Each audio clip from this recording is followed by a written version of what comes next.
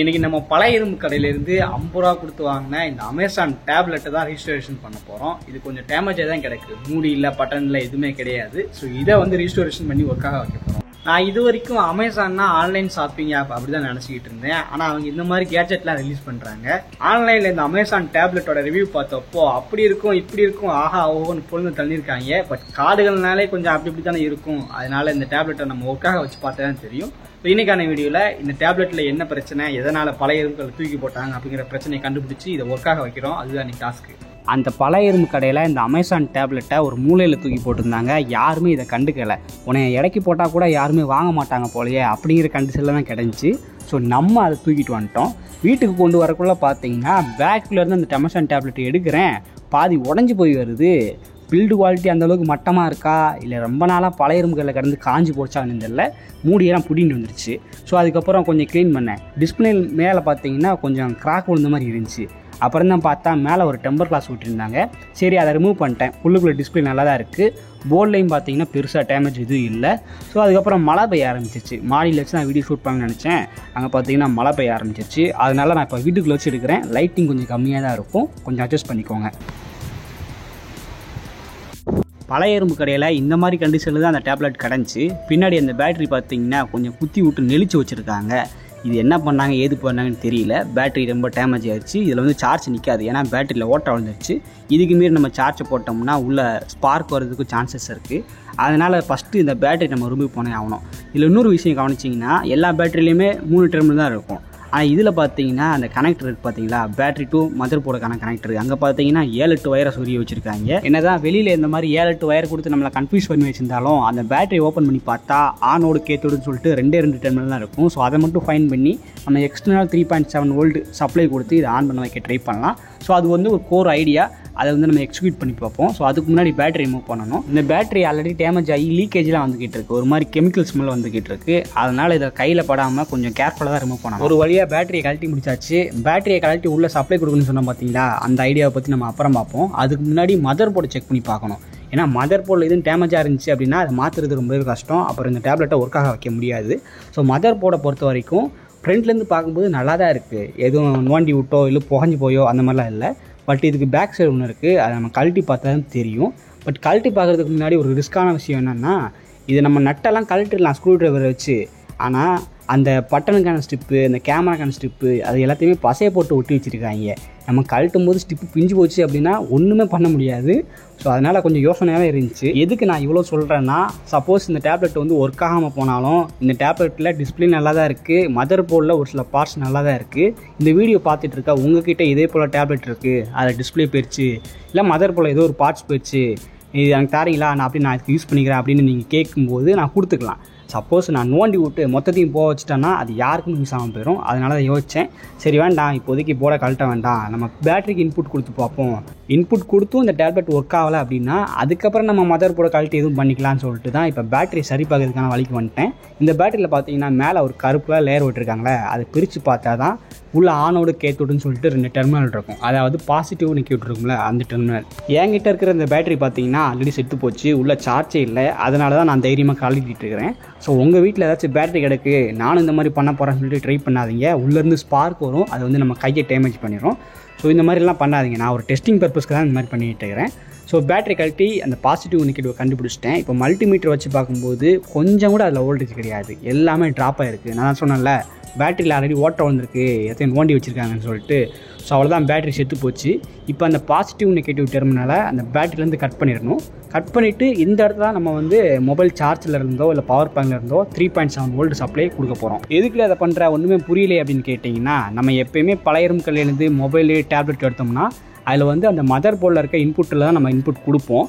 But இதில் பார்த்தீங்கன்னா இன்புட்டில் வந்து 7-8 பின் இருக்குது. எது பாசிட்டிவ் எது நெகட்டிவ்னு கண்டுபிடிக்க முடியல. அதனால தான் அந்த பேட்டரியை அந்த கட் பண்ணி அங்கேருந்து நான் இன்புட் கொடுக்குறேன். மேபி நான் சொல்கிறது உங்களுக்கு புரியாமல் இருந்தாலும் இந்த வீடியோ பார்த்தா ஆட்டோமேட்டிக்காக உங்களுக்கே புரியும். பவர் பேங்க்லேருந்து இன்புட் எடுத்து அதில் இருக்க பாசிட்டிவ் நெகட்டிவ் டெர்மினலை நம்ம பேட்டரியோட இன்புட்டில் கொடுக்குறோம். ஸோ இப்போ பார்த்தீங்கன்னா நம்ம டேப்லெட்டுக்கு இன்புட் சப்ளை அதாவது 3.7 வோல்ட் போயிடுச்சு. இந்த மாதிரி டேப்லெட்டு ஃபோனு எல்லாத்துக்குமே 3.7 வோல்ட் தான் இன்புட் கொடுப்போம். அதை நம்ம கொடுத்தாச்சு. ஸோ இப்போ வந்து நம்ம டேப்லெட் ஆன் பண்ணி பார்ப்போமா நண்பர்களே?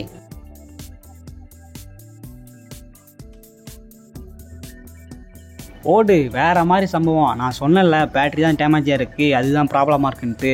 இப்போ நம்ம எக்ஸ்டர்னலாக 3.7 வோல்ட் கொடுத்ததுக்கப்புறம் நம்ம டேப்லெட் பார்த்திங்கன்னா ஆன் ஆயிடுச்சு. அமேசான் லோகோ காட்டுது பாருங்கள். இது உண்மையிலே கார்டுகள் டேப்லெட் தான் போல். நான் கூட சும்மா சைனாக்காரன் அமேசான் லோகோ போட்டு விற்றுட்டுருக்கான்னு நினச்சேன். பட் உள்ளே போயிட்டு பார்த்தா உண்மையிலே அமேசான் லோகோலாம் காட்டுது. அதுக்கப்புறம் டச்சு எல்லாமே நல்லா தாங்க ஒர்க் ஆகுது. நான் வந்து செட்டிங்ஸில் போயிட்டு அதையும் செக் பண்ணி பார்த்தேன். எல்லாமே கரெக்டாக தான் இருக்குது. பிரைட்னஸ் அட்ஜஸ்ட்மெண்ட்டு எல்லாமே பக்காவாக இருக்குது. இதோட ரேம் வந்து 6GB ரேம்னு நினைக்கிறேன். இந்த கார்டுகள் டேப்லெட்டோட சொந்தக்காரங்க இது ரிப்பேர் ஆனவுடனே அப்படியே பழையரும் கல்ல தூக்கி போட்டாங்களான்னு எனக்கு தெரில. செட்டிங்ஸில் போயிட்டு பார்க்குறேன், அவங்களோட அக்கௌண்ட்லாம் அப்படியே லாகின் ஆகிருக்கு. இதுக்கு எதுவுமே பாஸ்வேர்ட் போடல. பட் ஆப் ஸ்டோர்லாம் பார்த்தீங்கன்னா அவங்க யூஸ் பண்ண ஆப்பு, அதுக்கப்புறம் அவங்களோட ஃபோட்டோஸ் எல்லாமே இருந்துச்சு. ஸோ அதை காட்ட வரும்ல, ஏன்னா அதனோட ப்ரைவசி அது வந்து கொஞ்சம் டீட்டெயிலாக இருந்துச்சு. அந்த மெயில் ஐடியெலாம் இருந்துச்சு, நான் நோட் பண்ணி வச்சுருக்கிறேன். ஸோ அதுக்கப்புறம் கேமராலாம் செக் பண்ணி பார்த்தேன். கேமரா நல்லா தான் இருக்குது, பர்ஃபெக்டாக இருக்குது. ஃப்ரண்ட் கேமரா, பேக் கேமரா நல்லா தான் இருக்குது. ஸோ ஃபஸ்ட் டைமாக நம்ம அமேசான் டேப்லெட்டை பார்க்குறோம், அதை யூஸ் பண்ணி பார்க்குறோம். அந்தளவுக்கு இல்லைனாலும் ஓரளவுக்கு ஓகேவாக தான் இருக்குது. ஸோ இதுக்கு முன்னாடி லெனோவோ டேப்லெட் இருக்குது, சாம்சங் டேப்லெட் இருக்குது, ஏன் ஐபேடு கூட இருக்குது, ஐஃபோனோட டேப்லெட்லாம் இருக்குது. ஸோ அதெல்லாம் குவாலிட்டி பக்காவாக இருக்கும், ஸ்பீடும் நல்லாயிருக்கும். பட் இது கொஞ்சம் திணறுது. இன்டர்னல் மெமரியும் பார்த்தீங்கன்னா 6GB தான் கொடுத்துருக்காங்க. அது நமக்கு பத்தாது. அது போக எக்ஸ்டர்னலாக நம்ம மெமரி கார்டோ இல்லை சிம் கார்டோ எதுவுமே போட முடியல, அந்த ஆப்ஷனே காணும். ஸோ அப்படிங்கிறப்போ இது ஒரு பேஸ் லெவல் டேப்லெட் தான் நினைக்கிறேன். என்ன தான் இதில் ப்ளே ஸ்டோர் சப்போர்ட்டு எல்லாமே கொடுத்துருந்தாலும் ப்ளே ஸ்டோருக்குள்ளே போனாலே அப்படியே சுற்றுது, நம்மளால் ஒன்றுமே பண்ண முடியல. ஸோ அதிகமாக ஆப் இன்ஸ்டால் பண்ண முடியாது போல். ஆனால் அவங்களோட அமேசான் ஸ்டோரு, அமேசான் செல்லர் ஆப்னு சொல்லிட்டு அதை மட்டும் எல்லாத்தையுமே ஃப்ரீயாக கொடுத்து வச்சுருக்காங்க. ஸோ அதுக்கப்புறம் கேமராவில் போயிட்டு பார்த்தேன்.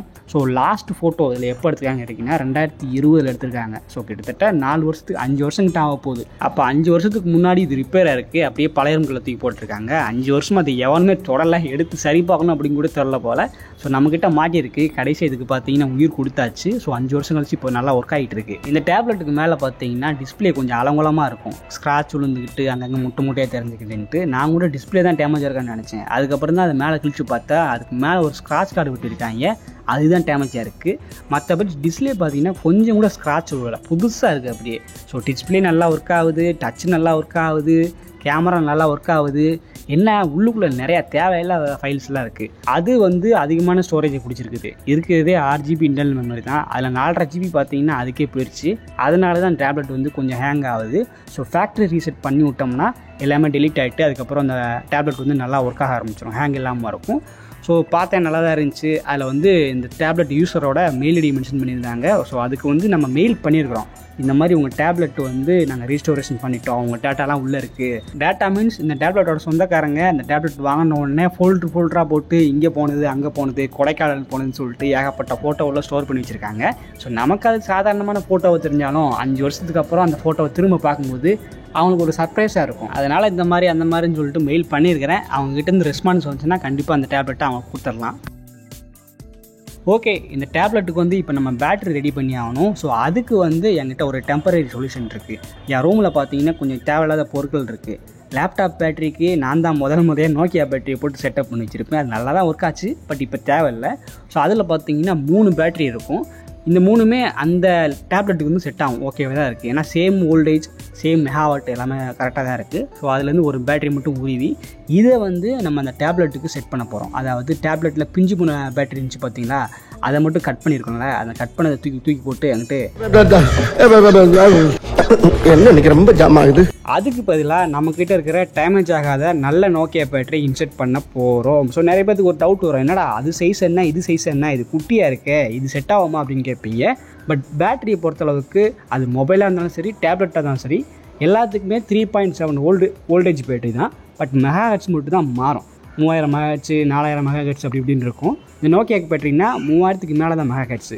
பட் இந்த அமேசான் டேப்லெட்டுக்கு பார்த்தீங்கன்னா 2000 சில்லற மெகாஹெர்ட்ஸ் போட்டிருந்தாங்க. ஸோ மெகாஹெர்ட்ஸுங்கிறது வேறு ஒன்றும் கிடையாது, அந்த பேட்டரி எவ்வளோ நேரம் தாக்கு பிடிக்கும் அப்படிங்கிறது தான். நம்ம நோக்கியா பேட்டரிக்கு பார்த்தீங்கன்னா 3000க்கு மேலே மெகாஹெர்ட்ஸ் இருக்குது. அதனால் இது அதிக நேரம் சார்ஜ் பிடிக்கும். அந்த டேப்லெட்டை வந்து முன்னை விட அதிக நேரம் யூஸ் பண்ணிக்கலாம். இப்படி நம்ம செட் பண்ணுறதுக்கு முன்னாடி அந்த நோக்கியா பேட்டரியில் எது பாசிட்டிவ் டெர்மினல், எது நெகட்டிவ் டெர்மினல்னுட்டு நமக்கு தெரிஞ்சாகணும். ஸோ அதுக்கு வந்து நம்ம மல்டிமீட்டர் யூஸ் பண்ணி அதை தெரிஞ்சுக்க போகிறோம். ஸோ மல்டிமீட்டரை வோல்டேஜ் மோடில் வச்சுக்கிட்டு அந்த பேட்டரியோட 2 டெர்மினல் வச்சிங்கன்னா உங்களுக்கு வந்து வோல்டேஜ் வேரி ஆகும். அட்லீஸ்ட் கொஞ்சம் ஒரு 0.2% நோக்கியா பேட்டரியில் சார்ஜ் இருக்கும். ஸோ அப்படிங்கிறப்போ அது மல்டிமீட்டரில் காட்டும். குத்து மதிப்பாக அந்த ப்ளஸ் மைனஸ் ப்ரோப்பை நோக்கியா பேட்டரியில் வச்சேன். அதில் பார்த்தீங்கன்னா 0.5 வோல்ட் வரைக்கும் வோல்டேஜ் காட்டுது. இப்போ வந்து நான் மாற்றி வச்சோம்னா அதில் வந்து மல்டிமீட்டரை பார்த்தீங்கன்னா மைனஸில் காட்டும். ஸோ இப்படி மைனஸில் காட்டுச்சுன்னா நீ ப்ளஸ் மைனஸாக மாற்றி வச்சிருக்கிற அப்படின்னு காட்டும். ஸோ இது மூலமாக ப்ளஸ் எது மைனஸ் எது அப்படின்னு கண்டுபிடிச்சிடலாம். இதை கண்டுபிடிச்சிட்டு அந்த அமேசான் டேப்லெட்டோட பேட்டரி கனெக்டர் போர்டில் பார்த்தீங்கன்னா ப்ளஸ் மைனஸ் இண்டிகேட் பண்ணியிருப்பாங்க. அதில் வந்து நம்ம நோக்கியா பேட்டரியோட ப்ளஸ் மைனஸாக சால்டரிங் பண்ணி விட்டுருணும். எதுக்காக அந்த பேட்டரி கனெக்டட் போர்டு ரொம்ப இம்பார்ட்டன்ட் கேட்டிங்கன்னா, பேட்டரியில் தாறுமாறாக வோல்டேஜ் ஸ்டோர் ஆகலாம், கம்மியாகலாம், வேரி ஆகிட்டே இருக்கலாம். ஸோ அதை வந்து கரெக்டாக கன்வெர்ட் பண்ணி மதர் போர்டுக்கு அனுப்புறது இந்த பேட்டரி கனெக்டட் போர்டு தான். ஸோ எல்லாத்துலேயுமே இந்த போர்டு ரொம்பவே முக்கியம். அதனால் இந்த கனெக்டரில் நல்லா கனெக்ட் பண்ணிவிட்டு அந்த வயர் வந்து ஆடக்கூடாது, நல்லா டைட்டாக பூட்டி வச்சுக்கணும். ஏன்னா ஆடிச்சு அப்படின்னா வோல்டேஜ் கட் ஆகும். அப்போ யூஸ் பண்ணிகிட்டே இருக்கும்போது டேப்லெட் வந்து ஆஃப் ஆயிரும். ஸோ அதனால் நல்லா டைட்டாக பூட்டிட்டு மேலே வந்து சால்டரிங் பண்ணிவிட்டு அதுக்கு மேலே வந்து டேப்பை ஒட்டி வச்சிடும். இப்போ வந்து பார்த்திங்கன்னா வயர் ஆடாமல் கொஞ்சம் ஸ்ட்ராங்காக இருக்கும். ஸோ அவ்வளோதான். இதை வந்து நம்ம அந்த டேப்லெட்டில் மாட்டிட்டு பேட்டரி வந்து உள்ளே நல்லா டபுள் டேப் வச்சு செட் பண்ணிட்டோம்னா இப்போது நமக்கு வந்து டேப்லெட் ரெடி. ஒரு முக்கியமான விஷயம், இதை வந்து நான் ஒரு டெம்பரரி சொல்யூஷனுக்காக தான் இந்த மாதிரி பண்ணிக்கிட்டு இருக்கேன். உங்ககிட்ட இந்த மாதிரி டிவைஸ் இருக்குது அப்படின்னா இப்படிலாம் குவாலிட்டி ஆராய்ச்சி பார்க்க வேண்டாம். ஸோ புதுசு வாங்கி போகிறது பெட்ரு. நான் வந்து சும்மா தானே யூஸ் பண்ண போகிறோம், அதனால தான் இப்படி பண்ணிக்கிட்டு இருக்கிறேன். ஃபைனலாக எல்லாத்தையும் செட் பண்ணியாச்சு. கொஞ்சம் தூசியாக இருந்துச்சு, டிஸ்பிளேலையும் சரி பேக்லையும் சரி. எல்லாத்தையும் க்ளீன் பண்ணிவிட்டு இப்போ வந்து நம்ம சார்ஜ் பண்ணணும். ஏன்னா நம்ம நோக்கியா பேட்டரியில் பார்த்தீங்களா 0.5 வோல்ட் தான் சார்ஜ் இருந்துச்சு. அதை வச்சு இந்த டேப்லெட் ஆன் ஆக வைக்க முடியாது. அதனால் நம்ம சார்ஜ் போடணும். ஸோ சார்ஜ் போட்டு பார்க்கும்போது இங்கே பார்த்தீங்களா நமக்கு ஆன் ஆயிடுச்சு. ஸோ நம்ம செட் பண்ண பேட்டரி கரெக்டாக ஒர்க் ஆகுது. பழைய இரும்பு கடையில் யாருமே கண்டுக்காமல் குப்பையில் தூக்கி போட்டிருந்த அந்த டேப்லெட்டை பார்த்தீங்கன்னா கடைசியாக நம்ம ரீஸ்டோரேஷன் பண்ணியாச்சு. இப்போ நல்லா ஒர்க் ஆகிட்டு இருக்கு. ஸோ அவ்வளோதான் இந்த வீடியோ. கண்டிப்பாக இந்த வீடியோ உங்களுக்கு பிடிச்சிருக்குன்னு நினைக்கிறேன். இந்த வீடியோ பார்த்துட்டு சப்ஸ்கிரைப் பண்ணாட்டியும் பரவாயில்ல, ஒரு லைக்கை தட்டி விட்டிங்கன்னா எனக்கு அடுத்த வீடியோ பண்ணுறதுக்கு ஒரு எங்கேஜிங்காக இருக்கும். ஸோ தேங்க்ஸ் ஃபார் வாட்சிங்.